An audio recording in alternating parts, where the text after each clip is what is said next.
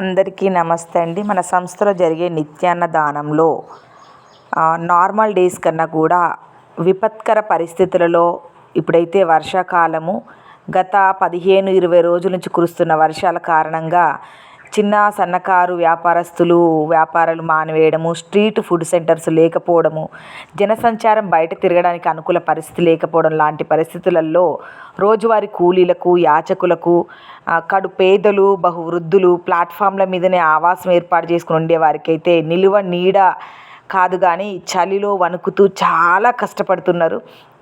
అలాంటి సమయంలో మనం ఇచ్చే ఆహారం వాళ్ళకి ఎంతగానో ఆదరణనిస్తుంది. మీరందరూ చూస్తున్న ప్రతి ఒక్కరు కూడా ఎంతగానో దోహదపడడానికి మీకు అవకాశం ఉంది.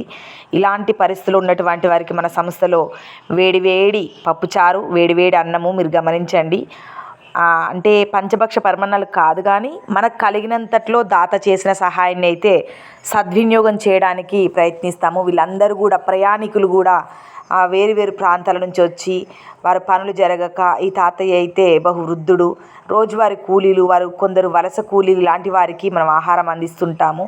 ఇంకా మన సర్వీస్లో వికలాంగులు, మానసిక స్థితి కోల్పోయిన వారు, అలాంటి వారు అనేకులు ఉంటారు. అటువంటి వారికి కూడా దాతలు చేసిన సహాయంతో నిత్యాన్నదానంలో భోజనం అందజేయడం జరుగుతుంది.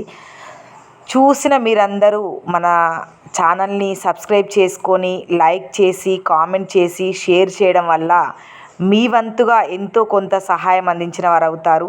మీకు, మీ కుటుంబానికి కూడా భగవంతుని ఆశీస్సులు ఉంటాయని కోరుకుంటూ థ్యాంక్ యూ అండి. Thank you friends.